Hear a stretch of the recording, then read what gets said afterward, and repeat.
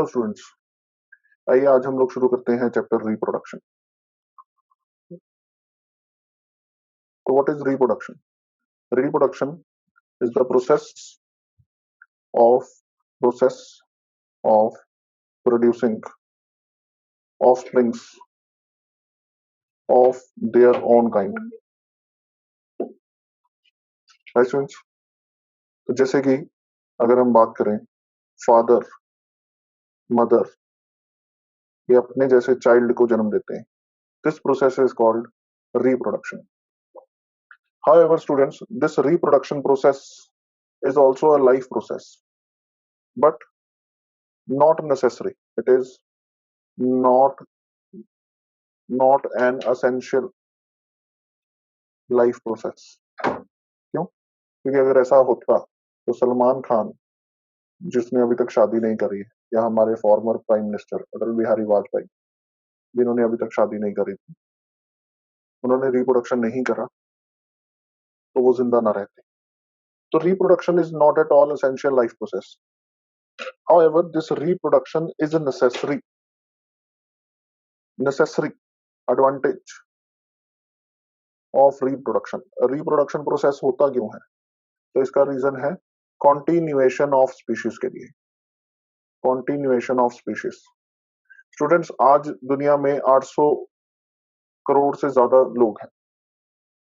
800 करोड़ से ज्यादा लोग हैं. तो अगर आज सभी लोग ये डिसाइड कर लेते हैं कि we will not reproduce further, तो आने वाले हर एक साल में आप ये लगाओ कि नए बच्चे पैदा नहीं होंगे और पुराने ह्यूमन मरते जाएंगे. तो आने वाले धीरे धीरे मैक्सिमम टू मैक्सिमम 70 या 80 या मैक्सिमम अगर लगाऊं तो 100 सालों बाद यहाँ पे ह्यूमन स्पीशीज खत्म हो जाएगी. क्योंकि ह्यूमन स्पीशीज को कंटिन्यू रखना है, तो for the continuation of species humans और अदर एनिमल्स रिप्रोड्यूस. राइट? अब रिप्रोडक्शन हो कैसे सकती है? तो types of reproduction. Types of reproduction. तो रिप्रोडक्शन की स्टूडेंट्स यहाँ पे दो टाइप्स हैं हमारे पास. एक है असेक्सुअल रिप्रोडक्शन, असेक्सुअल रिप्रोडक्शन, और दूसरी तरफ हमारे पास है sexual reproduction. Right students? Asexual reproduction में ओनली वन पेरेंट, एक ही पेरेंट इन्वॉल्व होता है, और सेक्सुअल रिप्रोडक्शन में two parents are involve. Right? Asexual reproduction में फ्यू वेरिएशंस, सेक्सुअल रिप्रोडक्शन में वेरिएशन, कंसिडरेबल वेरिएशन. तो हम आज का जो हमारा लेक्चर है उसके अंदर हम लोग डिस्कस करने जा रहे हैं asexual mode of reproduction. Asexual mode of reproduction की स्टूडेंट्स यदि बात करें तो उसकी फर्दर हमारे पास टाइप्स होती हैं.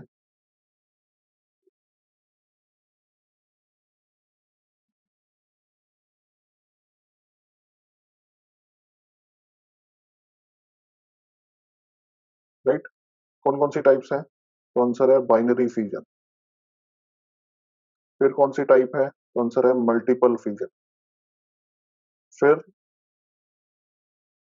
Fragmentation, regeneration. उसके बाद हमारे पास आती है बर्डिंग. फिर हमारे पास आती है वेजिटेटिव प्रोपेगेशन. इसके बाद स्टूडेंट्स हमारे पास है टिश्यू कल्चर, और उसके बाद हमारे पास आएगा स्पोर फॉर्मेशन. तो स्टूडेंट्स हमें टर्न बाय टर्न इनको डिस्कस करना है. असेक्सुअल रिप्रोडक्शन के लिए जो प्रोसेसेस अपनाए जाते हैं उनमें से टोटल जो हमारे कोर्स में है 8 प्रोसेसेस हमने यहाँ पे नोट कर लिए. अब स्टूडेंट्स हम इनको टर्न बाय टर्न डिस्कस करते हैं. सबसे पहले हम लोग डिस्कस करते हैं नंबर 1, बाइनरी फ्यूजन. तो स्टूडेंट्स बाइनरी का मतलब यहाँ पे क्या होता है? टू. Binary means two. तो एक पेरेंट सेल का टू डॉटर सेल में टूट जाना, उसको हम बाइनरी फ्यूजन बोलते हैं. ऐसा किस में होता है? तो स्टूडेंट्स ऐसा होता है अमीबा में. This is amoeba. इसमें प्रोसेस शुरू होता है. कैसे प्रोसेस शुरू होता है कि पहले न्यूक्लियस डिवाइड होने लगता है।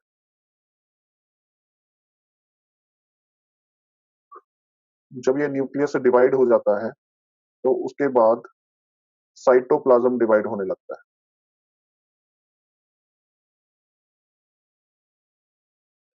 और फिर फाइनली हमारे पास दो अमीबे, डॉटर अमीबे जिसको बोलते हैं, वो बनते हैं। दीज आर डॉटर अमीबे, डॉटर अमीबे बनते हैं। इसमें एक पॉइंट याद रखने वाला है कि first nucleus divides, then cytoplasm divides. Right students? हाँ जी। तो ये आपके सामने डायग्राम है।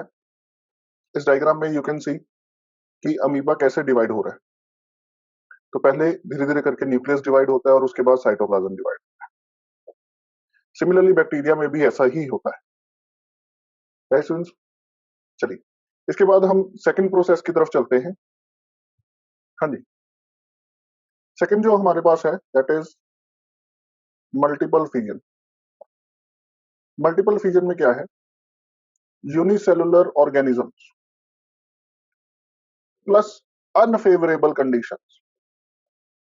जब इनको अनफेवरेबल कंडीशंस मिलती हैं यूनिसेलुलर ऑर्गेनिजम्स को, तो what happens, they form a cyst around it. Cyst is hard covering around it. जब इनको खाना वगैरह नहीं मिलता तो ये सिस्ट इनका बैड फेस में इनके काम आती है। धीरे धीरे करके ये न्यूक्लियस जो है वो डिवाइड होता है, डिवाइड होके बहुत सारे न्यूक्लियस बनाता है।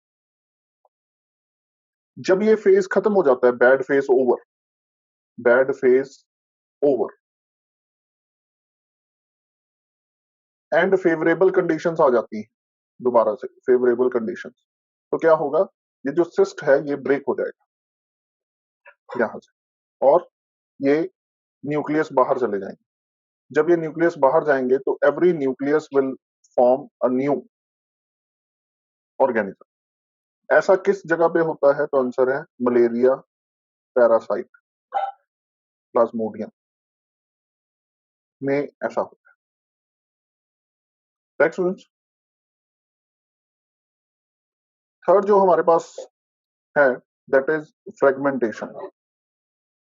फ्रेगमेंटेशन में अगर कोई ऑर्गेनिज्म जैसे कि स्पाइरोगायरा, अगर ये दो पार्ट्स में टूट जाता है तो every part will form a new spirogyra. This is what you call fragmentation. Right students? Fourth हमारे पास आता है रीजनरेशन। रीजनरेशन में क्या होता है कि अगर कोई पार्ट कट जाता है, किसी ऑर्गेनिज्म का कोई पार्ट कट जाता है, तो जो पार्ट कटा हुआ है उसी पार्ट से नया ऑर्गेनिज्म बन जाए। लेकिन स्टूडेंट्स ये अक्सर ऐसा नहीं होता। फॉर एग्जाम्पल, अगर छिपकली की पूंछ कट जाती है तो नई पूंछ का बनना इज रीजनरेशन। फॉर एग्जाम्पल, अगर हमारे नाखून कट जाते हैं तो नए नाखून का बनना इज रीजनरेशन। लेकिन रीजनरेशन, रिप्रोडक्शन कब हो जाएगा? जब नया ऑर्गेनिज्म ही बन जाएगा, न्यू ऑर्गेनिज्म इज फॉर्म। ऐसा किसमें होता है? तो एक एग्जांपल है यहाँ पे, प्लेनेरिया में स्टूडेंट्स ऐसा होता है। This is planaria. अगर स्टूडेंट्स हम इसको प्लेनेरिया को तीन हिस्सों में काट दें,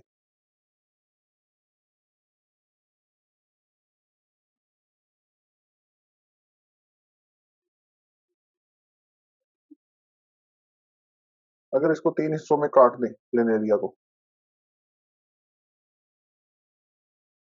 तो each part will give rise to new planaria.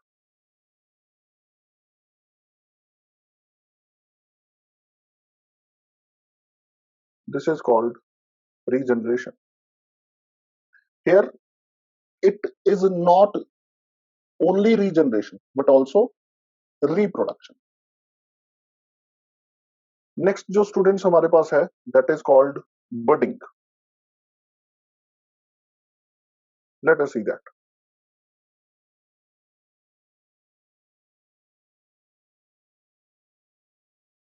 Next is budding. In this budding, what happens? A bulge develops. Like suppose this is Hydra. In Hydra, what happens? A bulge develops. Bulge develops. This bulge is called bud. Slowly, slowly, this bud grows.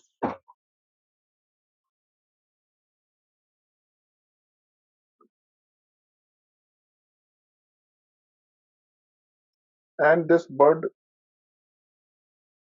when this bud grows, a new Hydra is formed.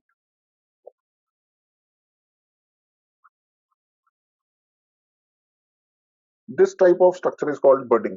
Since a new organism is made up of bud, starts from bud, so this is called budding. Right, students?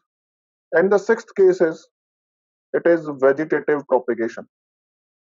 Vegetative propagation. Vegetative propagation होता है जिसमें हम नया जो organism है by parts of plants new organism यदि हम produce करवाते हैं इसको वेजिटेटिव प्रोपेगेशन। राइट स्टूडेंट्स, मैं यहाँ पे आपको एक फोटो दिखाता हूँ। This is example of a type of vegetative propagation. इसमें क्या है, जैसे कि आप देखते हैं कटिंग, यहाँ से हमने क्या किया कि इसको काट के हमने स्टेम को काट के इसको मिट्टी के अंदर डाल दिया, तो धीरे धीरे करके वी विल सी कि यहाँ से ग्रो होना शुरू हो जाएगा। ऐसा किस केसेस में होता है? तो आंसर है ऐसा होता है मैंगो के केस में, ऐसा होता है गुआवा में, ऐसे कर सकते हैं लीची में, लेमन में, रोज में। लेयरिंग, लेयरिंग में क्या होती है कि एक प्लांट यहाँ पे है ऑलरेडी, इस प्लांट की एक ब्रांच को पकड़ के नीचे जमीन में दबा दिया, तो यहाँ से नया प्लांट जब बन जाता है फिर इस ब्रांच को काट दिया जाता है। It is called layering. Another is grafting. Grafting में क्या है कि एक प्लांट के ऊपर दूसरा प्लांट जब चिपका दिया जाता है तो ग्राफ्टिंग होती है। ग्राफ्टिंग में एक सबसे ज्यादा जरूरी है कि मेरिस्टमेटिक टिश्यू मैच होना चाहिए, तो ये मेरिस्टमेटिक टिश्यू। एक एयर लेयरिंग होती है। लेयरिंग में कैसे है, जैसे सपोज ये रेड रोज का प्लांट है, इसके ऊपर आपने येलो रोज लगवाने हैं, तो दिस इज ऑल्सो पॉसिबल। हम इसकी एक ब्रांच को काट के जो नया रोज आपने लगाना है उसकी ब्रांच यहाँ पे ऐड कर सकते हैं। Right students, so this is what you call vegetative propagation. इसके वेजिटेटिव प्रोपेगेशन के और भी मेथड्स होते हैं, लेकिन those are not the part of our course. तो एडवांटेज यदि देखें इसका, तो पहला फास्ट है, दूसरा fruits which can not bear seeds can be reproduced. जो फ्रूट्स सीड्स ही नहीं बना सकते वो भी रिप्रोड्यूस हो सकते हैं। तो एग्जैक्टली अलाइक सिचुएशन बन जाएगी, एग्जैक्टली अलाइक ऑफस्प्रिंग बन जाएगी। राइट स्टूडेंट्स, तो ये हमारा वेजिटेटिव प्रोपेगेशन था। इसके बाद हम चलते हैं, हमारे पास आता है टिश्यू कल्चर। टिश्यू कल्चर ये स्टूडेंट्स जो है एक्सपेरिमेंट्स के लिए बहुत अच्छा है। इसमें हम क्या करते हैं, जैसे suppose this is sugar cane, right. इस शुगर केन का जो टॉप वाला हिस्सा है जिसके अंदर कैम्बियम टिश्यू है उसको निकाल लेंगे और हम लेबोरेटरी में एक आर्टिफिशियल पॉट बनाएंगे जिसके अंदर फेवरेबल कंडीशंस होंगी, favourable conditions for sugar cane. तो इस फेवरेबल कंडीशन में हम इसको इसके अंदर डाल देंगे। जब इसको इसके अंदर डाल देंगे तो after some days you will observe कि यहाँ पे क्या हुआ कि कैलस बनना शुरू हो गया, थ्रेड लाइक स्ट्रक्चर, मास बन गया हार्ड, इस तरह से यहाँ पे कैलस टाइप बन गया। राइट, अब हम क्या करेंगे, इसके टुकड़े कर लेंगे। एक टुकड़ा एक टेस्ट ट्यूब में, दूसरा टुकड़ा दूसरी टेस्ट ट्यूब में, तीसरा टुकड़ा तीसरी टेस्ट ट्यूब में, चौथा टुकड़ा चौथी टेस्ट ट्यूब में। Each test tube will behave like sugar cane. तो हम हर एक टेस्ट ट्यूब को एक्सपेरिमेंट कर सकते हैं। किसी टेस्ट ट्यूब में पानी कम देंगे, किसी टेस्ट ट्यूब में ज्यादा देंगे, किसी में सीड डालेंगे, किसी में खाद डालेंगे, कुछ भी डाल डाल के हम एक्सपेरिमेंट कर लेंगे। और जब ये एक्सपेरिमेंट हो जाएगा, इस एक्सपेरिमेंट से हम नई चीजें निकाल सकते हैं। और हमने ओरिजिनल वाले को भी डिस्टर्ब नहीं करा, ओरिजिनल वाला वैसे ही सिर्फ ऊपर से हमने निकाल दिया। तो this process is called tissue culture. इसके बाद एक और है हमारे पास, that is called spore formation.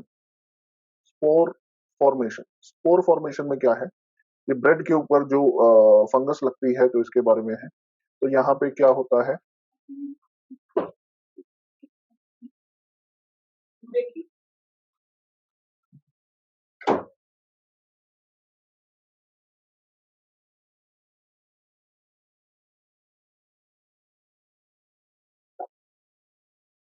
Hyphae, ये है blob on stick structure. Blob on stick, ये ब्लॉब है और ये स्टिक। इसके अंदर क्या होते हैं, स्पोर्स होते हैं। स्पोर्स, जब इसको फेवरेबल कंडीशंस मिलती हैं, मॉइस्चर मिलता है, तो ये स्पोर्स जो है ये यहाँ से ये सिस्ट इसकी टूट जाती है और ये स्पोर्स जगह जगह फैला देगा। जहां जहां ये स्पोर्स गिरेंगे, that will give rise to new hyphae. This is called spore formation. So students, these are several different methods of asexual mode of reproduction.